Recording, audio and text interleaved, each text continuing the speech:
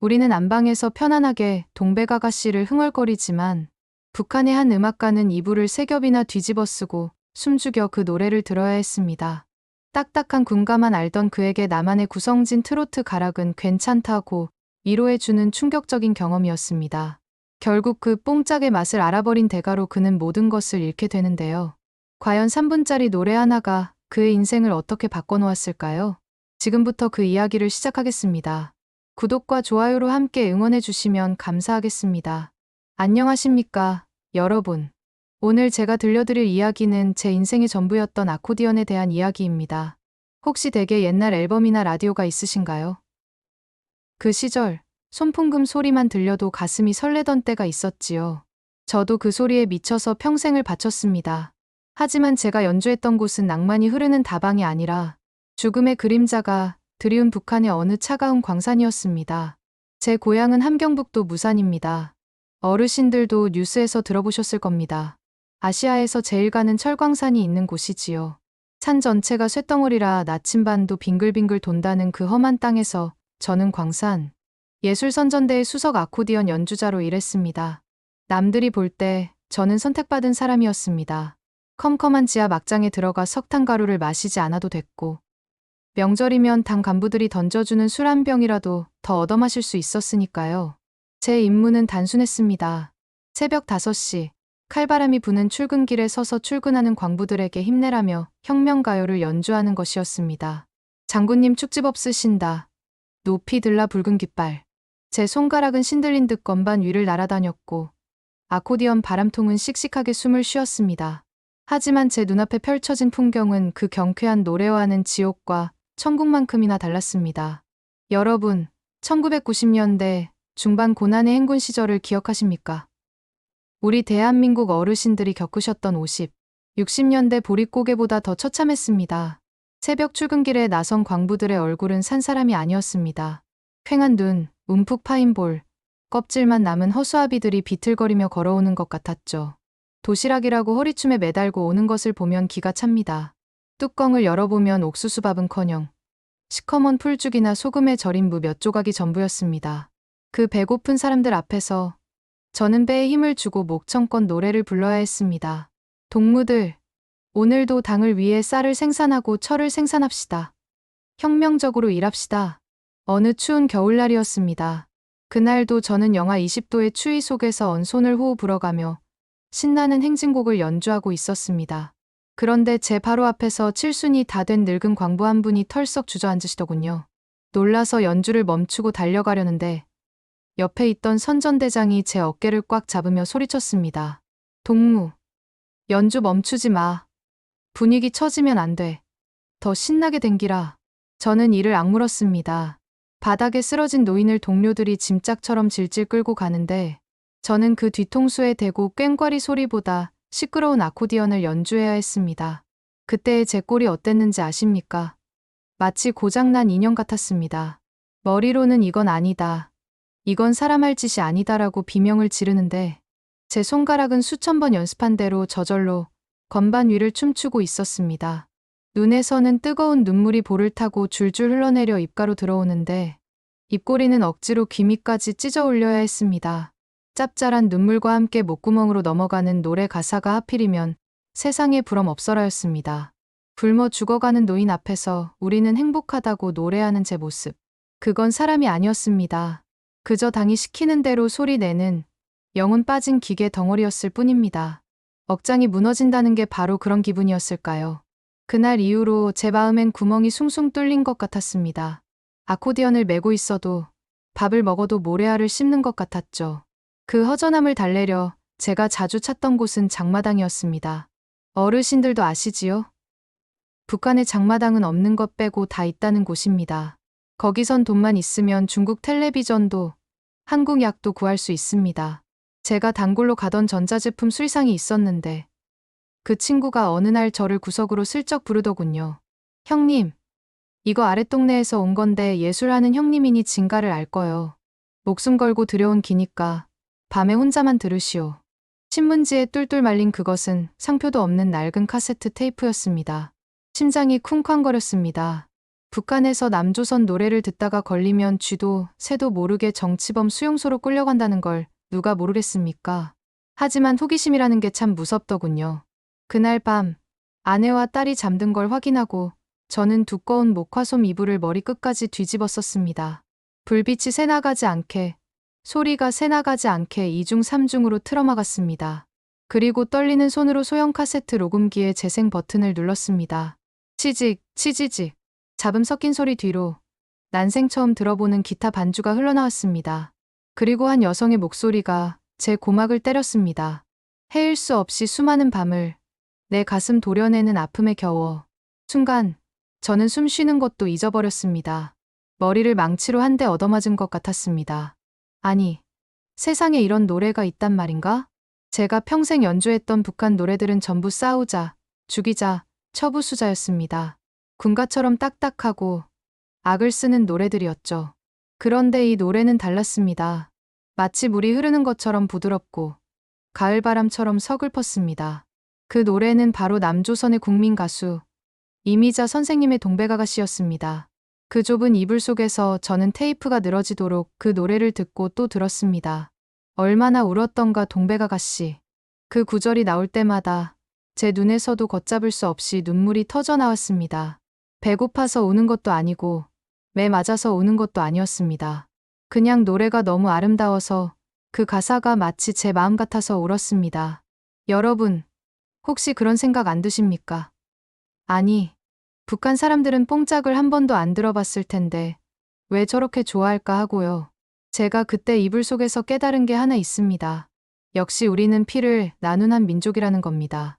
북한 노래들은 전부 행진곡입니다. 척, 척, 척, 척하고 발을 맞춰야 합니다. 숨 막히고 딱딱하죠. 내 감정 따위는 중요하지 않습니다. 그런데 남조선의 트롯, 이 뽕짝은 다릅니다. 쿵짝, 쿵짝. 이 박자가 뭡니까? 바로 우리 어머니들이 아기 재울 때 등을 토닥이는 박자고 힘든 농사일 하다가 아이고 허리야하며 내뱉는 한숨의 리듬 아닙니까? 특히 이미자 선생님이 목소리를 살짝 꺾어서 넘기실 때 그 꺾기가 제 가슴을 후벼 팠습니다. 북한 사람들은 평생을 참으며 삽니다. 배고파도 참아야 하고 억울해도 참아야 하고 부모님이 보고 싶어도 참아야 합니다. 가슴속에 응어리진 한이 돌덩이처럼 쌓여 있죠. 그런데 트롯 가락이 그 딱딱한 응어리를 어루만져 주는 겁니다. 괜찮다. 네 마음 내가 다 안다. 힘들지? 실컷 울어라. 하고 대신 울어주는 것 같았습니다. 북한 당국은 남조선 노래는 퇴폐적이라고 가르쳤지만 저는 알았습니다. 이건 퇴폐가 아니라 위로였습니다. 사람이란 게 참 간사합니다. 처음엔 두려워서 벌벌 떨다가도 그 달콤한 맛을 한번 보고 나면 겁이 없어지더군요. 그날 밤 이후 저는 완전히 다른 사람이 되었습니다. 낮에는 광산 앞에서 장군님 축지법 쓰신다를 연주했지만 머릿속에서는 온통 헤일 수 없이 수많은 밤을이 맴돌았습니다. 그러던 어느 늦가을 밤이었습니다. 고향 친구인 용수가 옥수수 국수나 삶아 먹자며 저희 집에 놀러 왔습니다. 용수는 저랑 소학교 때부터 같이 자란 중마고우였죠. 밀주 한 잔이 들어가고 두 잔이 들어가니 취기가 확 올라오더군요. 용수가 젓가락으로 상을 두드리며 말했습니다. 야, 철민아, 우리도 이제 늙나 보다. 맨날 똑같은 노래만 부르니까 신이 안 난다. 뭐 좀 색다른 거 없나? 그 말 한마디가 화근이었습니다. 술 기운 탓이었을까요? 아니면 제 안에 쌓인 한을 풀고 싶었던 걸까요? 제가 벽에 걸린 아코디언을 둘러매며 말했습니다. 내 진짜 기가 막힌 가락 하나 들려줄까? 너 이거 어디 가서 말하면 내 목 날아간다. 저는 볼륨을 아주 작게 줄이고 이불 속에서 연습했던 그 노래, 동백아가씨의 전주를 탔습니다. 아코디언으로 연주하는 트롯의 맛은 정말 기가 막혔습니다. 슬프면서도 흥이 나는 그 기묘한 선율이 방 안을 채웠습니다. 저는 눈을 지그시 감고 연주에 빠져들었습니다. 그런데 갑자기 용수가 제 손을 탁 낚아채는 게 아닙니까? 눈을 떠보니 용수의 얼굴이 백지장처럼 하얗게 질려 있었습니다. 술이 확 깬 눈빛이었죠. 야, 이 미친 갓나 새끼야. 너 지금 뭐 하는 거야? 너 이거 남조선 노래 아니가? 너 죽으려고 환장했나? 용수는 벌벌 떨며 방문을 열고 밖을 두리번거렸습니다. 다행히 밖은 조용했습니다. 철민아, 내 오늘 들은 건 무덤까지 가져가마. 근데 너 당장 그만둬라. 지난주에 옆집 순이네 아바이가 왜 잡혀갔는지 모르나? 남조선 비디오 보다가 걸려서 온 가족이 수용소로 끌려갔어. 그제야 정신이 번쩍 들더군요. 순이네 가족. 하루아침에 쥐도 새도 모르게 사라진 이웃이었습니다. 비사회주의 그룹바가 들이닥쳐 집안을 쑥대밭으로 만들고 끌고 갔다는 소문이 돌았었죠. 용수가 돌아간 뒤 저는 공포에 휩싸였습니다. 평생지기 친구였지만 북한은 부모 자식 간에도 서로 감시하고 고발해야 사는 세상입니다. 심장이 콩닥거려서 잠을 잘 수가 없었습니다. 아코디언이 저를 노려보는 것 같았습니다. 그 아름답던 악기가 이제는 언제 터질지 모르는 시한폭탄이 되어 제 숨통을 조여오기 시작했습니다. 불행은 대문도 두드리지 않고 들어온다고 했습니다. 친구 용수가 다녀가고 일주일쯤 지났을까요? 선전대 당 비서가 저를 호출했습니다. 김철민 동무, 요즘 동무의 연주가 이상하다는 보고가 들어왔어. 가슴이 철렁 내려앉았습니다. 보위부에 신고가 들어간 건가? 하지만 이어진 말은 예상 밖이었습니다. 혁명가요는 씩씩하고 전투적이어야 하는데 요즘 동무 연주에는 썩어빠진 나약함이 묻어있어. 마치 흐느껴 우는 여자 목소리 같단 말이야. 사상적으로 해이해진 게 틀림없어. 아, 그게 죄였습니다. 제가 밤마다 이불 속에서 동백아가씨를 들으며 남몰래 흘렸던 눈물. 그 뽕짝의 애절한 감성이 저도 모르게 연주에 배어 나왔던 겁니다. 기계처럼 연주해야 하는데 사람의 감정을 담았다는 이유로 저는 숙청 대상이 되었습니다.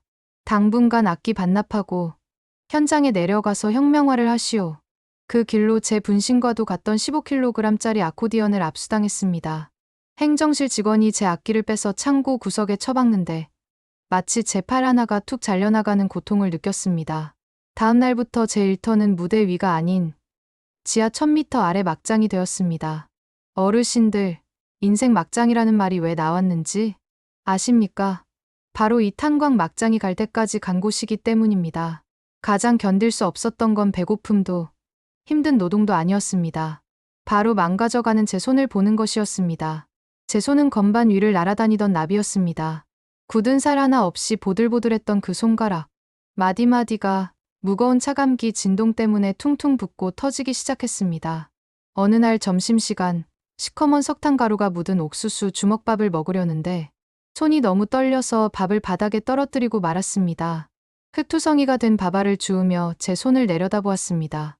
손톱은 깨지고 손가락은 구부러져 펴지지도 않는 영락없는 짐승의 앞발이 되어 있었습니다. 아, 이제 다시는 아코디언을 칠 수 없겠구나. 내 인생에서 음악은 끝났구나. 그 절망감은 죽음보다 더 깊었습니다. 하지만 그 캄캄한 지하 막장. 기계 소음 속에서 문득 환청처럼 그 노래가 들려왔습니다. 그리움에 지쳐서 울다 지쳐서 꽃잎은 빨갛게 멍이 들었소. 그래, 내 손도 멍이 들었지만 내 마음은 아직 죽지 않았다. 이곳에서 이렇게 짐승처럼 살다가 죽을 순 없다. 탈북을 결심한 날, 날짜를 받아놓으니 이상하게 마음이 차분해졌습니다. 짐을 쌀 것도 없었습니다. 당장 입을 옷가지 몇 개와 비상금으로 숨겨둔 달러 몇 푼, 그리고 품속에 깊이 감춘 이미자 테이프 하나가 제 전 재산이었습니다. 하지만 떠나기 전 꼭 들러야 할 곳이 있었습니다. 바로 뒷산 양지 바른 곳에 잠들어 계신 어머니의 산소였습니다. 그날 밤, 달빛도 없는 금은 밤이었습니다. 저는 부엌 구석에 있던 낡은 몽당 빗자루 하나를 집어 들고 산으로 올라갔습니다. 찬바람이 쌩쌩 부는 산소 앞에 엎드려 가져간 소주 한 잔을 올리고 절을 2번 올렸습니다. 어메, 이 불효자 인사드립니다. 목이 메어 말이 나오지 않았습니다. 저는 눈물을 훔치고 가져온 빗자루를 가슴에 안았습니다. 마치 제 분신이었던 아코디언을 안듯이 왼손으로는 빗자루 대를 잡고 오른손은 빗자루 솔 위에 올렸습니다. 그리고 마음속으로 연주를 시작했습니다. 곡목은 역시 동백아가씨였습니다. 헤일 수 없이 수많은 밤을. 제 입에서는 소리가 나지 않았습니다. 빗자루에서도 소리가 날 리 없었지요. 하지만 제 귀에는 들렸습니다. 웅장한 아코디언의 반주 소리가, 그리고 이미자 선생님의 구슬픈 목소리가 밤하늘에 울려 퍼지는 것 같았습니다. 광산 막장에서 망가져 버린 제 투박한 손가락이 허공을 갈랐습니다. 굳은 살 박인 손가락이 빗자루 위에서 춤을 췄습니다. 왼팔을 벌렸다 오므렸다 할 때마다 빗자루가 아니라 낡은 아코디언의 바람통이 후욱 후욱하고 숨을 쉬는 것 같았습니다. 찬바람 소리가 관객이 되어주었고 흔들리는 억새풀이 춤을 추어주었습니다. 제 인생에서 가장 초라하지만 가장 진심을 담은 연주였습니다. 어메, 들리시오? 이게 남조선 노래라오. 참 좋지. 내 이 노래 마음껏 부를 수 있는 곳으로 가오. 가서 성공하면, 통일되면 그때 진짜 금태 두른 아코디언 사가지고 와서 어메 앞에서 다시 연주해드릴게. 한참을 울다 고개를 드니 멀리 두만강 쪽에서 새벽 안개가 피어오르고 있었습니다. 저는 빗자루를 산소 옆에 고이 묻어두었습니다. 어메, 내 악기는 여기 두고 가오. 심심하면 바람 소리에 맞춰 들어보시오. 목숨 걸고 두만강을 건너 중국 연길에 도착했을 때 저는 가진 게 아무것도 없는 거지꼴이었습니다. 하지만 하늘이 무너져도 솟아날 구멍은 있다고 한 조선족 사장님이 운영하는 식당에 취직하게 되었습니다. 제가 아코디언을 잘 다룬다는 걸 알고 사장님이 저를 고용해 주신 거죠. 하지만 사장님은 무서운 조건을 하나 걸었습니다. 대신 오늘부터 자네는 벙어리야. 이 뻥긋하면 자네도 죽고 나도 죽어. 북한 사투리 들키면 바로 공안이 출동하는 거야. 알갔나? 그날부터 저는 말 못하는 벙어리 악사 김씨가 되었습니다. 식당은 주로 한국에서 온 관광객들이나 현지 부자들을 상대하는 곳이었습니다. 저는 무대 구석에 앉아 밤마다 한국의 최신 트롯과 흘러간 옛 노래를 연주했습니다. 소해한강 처녀, 목포의 눈물, 돌아와요, 부산항해. 제가 북한 이불 속에서 몰래 듣던 그 노래들을 이제는 화려한 조명 아래서 마음껏 연주했습니다. 한 번은 한국에서 온 60대 어르신 한 분이 제 손을 꼭 잡으시더군요. 여보게, 자네 연주를 들으니 북에 두고 온 고향 생각이 나는구만. 연주에 한이 서려 있어. 꼭 내 동생 같아서 그래. 술 한 잔 받게. 그때 술잔을 받는 제 손이 얼마나 떨렸는지 모릅니다. 저도 외치고 싶었습니다. 형님, 제가 바로 그 북에서 온 동포입니다. 저도 고향이 그립습니다. 하고 목구멍까지 말이 차올랐지만 저는 입술을 꾹 깨물고 술만 벌컥벌컥 들이켰습니다. 눈앞에 같은 말을 쓰고 같은 노래를 부르는 동포들이 있는데 그들과 어울릴 수 없는 투명 인간 신세. 제가 연주하는 노래는 신나는 남행열차였지만 제 속은 시커멓게 타들어가고 있었습니다. 진짜 자유는 단순히 밥을 먹는 게 아니었습니다. 내 목소리로, 내 말투로 당당하게 나는 나다라고 말할 수 있는 것. 그게 진짜 자유였습니다. 중국을 떠나 라오스와 태국으로 향하는 소위 황금의 루트. 말만 황금이지 실상은 죽음의 행군이었습니다. 우리 일행은 저를 포함해 총 8명이었습니다. 브로커는 냉정했습니다. 뒤처지면 버리고 갑니다. 소리 내면 죽습니다. 칠흑 같은 어둠 속 베트남과 라오스의 국경 정글은 그야말로 지옥이었습니다. 행군 3일째 되던 밤, 위기가 찾아왔습니다. 일행 중 가장 연장자이신 할머니가 털썩 주저앉으신 겁니다. 아이고, 나는 틀렸다. 니들끼리 가라. 내 여기서 죽으란다. 할머니는 숨이 턱까지 차서 꼼짝도 못하셨습니다. 브로커는 시계를 보며 혀를 찾고 모두가 절망에 빠졌습니다. 그때였습니다. 숨이 턱끝까지 차오른 정적 속에서 제가 할머니 앞으로 다가갔습니다. 저도 지칠 대로 지쳐 업어드릴 힘은 없었습니다. 대신 제가 할 수 있는 유일한 것을 꺼냈습니다. 저는 할머니 귀에 대고 작게 하지만 리듬감 있게 소리를 내기 시작했습니다. 쿵짝, 쿵짝, 쿵짜작 쿵짝. 그건 제 입으로 내는 아코디언 소리였습니다. 악기가 없으니 제 폐가 바람통이 되고 제 입술이 건반이 되었습니다. 곡은 가장 신나고 힘찬 트롯 박자, 노란 샤스의 사나이였습니다. 할머니, 제 박자에 발만 맞추십시오. 제가 소리 내는 대로 발만 떼보십시오. 쿵짝의 왼발, 쿵짝의 오른발. 처음엔 미친 짓 같았습니다. 하지만 신기한 일이 벌어졌습니다. 축 늘어져 있던 할머니가 그 뽕짝 리듬에 맞춰 홀린 듯이 몸을 일으키시는 겁니다. 쿵짝, 쿵짝. 단순한 걸음이 아니었습니다. 그것은 리듬을 탄 춤이었습니다. 힘들어서 걷는다고 생각하면 못 걷지만 춤을 춘다고 생각하니 다리가 움직이는 원리였죠. 나중에는 8명 전원이 제 입 연주에 맞춰 발을 맞췄습니다. 마치 군대 행진하듯, 아니 유랑극단이 행진하듯 착착 발이 맞아 들어갔습니다. 죽을 것 같이 힘들던 그 순간 누군가 피식하고 웃음을 터뜨렸습니다. 그 웃음이 우리를 살렸습니다. 저는 입안이 바짝 말라 혓바닥이 갈라질 때까지 멈추지 않고 입으로 연주했습니다. 할머니가 제 손을 꼭 잡고 말씀하셨습니다. 악사 양반, 자네 뽕짝 덕분에 내 살았어. 내 평생 들은 음악 중에 제일 신나는 연주였네. 그 순간 저는 깨달았습니다. 사람을 살리는 음악, 그게 진짜 예술이구나.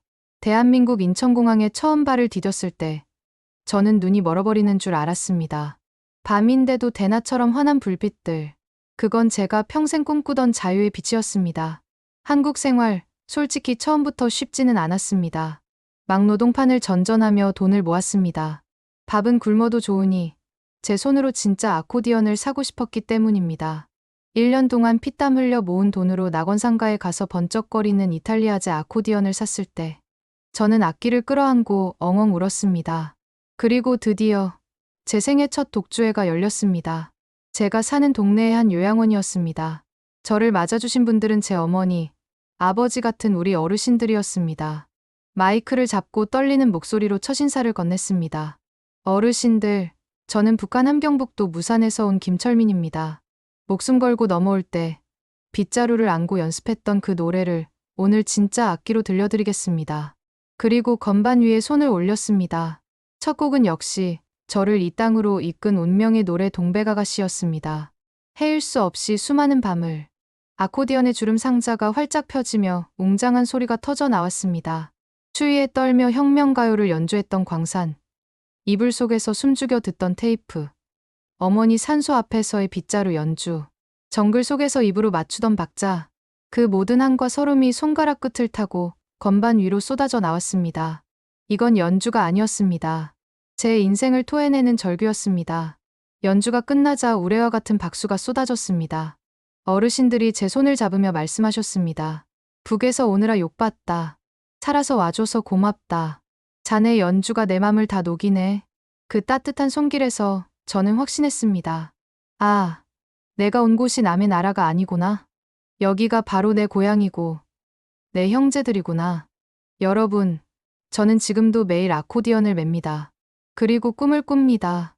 언젠가 통일이 되는 그날, 이 악기를 메고 당당하게 고향 무산으로 돌아가는 꿈을요. 그때는 빗자루가 아니라 이 멋진 아코디언으로 어머니 산소 앞에서 그리고 고생하는 내 고향 친구들 앞에서 목청껏 외칠 겁니다. 여러분, 이제 마음껏 우셔도 됩니다. 우리가 자유입니다. 제 아코디언 소리가 휴전선을 넘어 북녘 땅까지 울려 퍼지는 그날까지 저 김철민의 연주는 멈추지 않을 것입니다.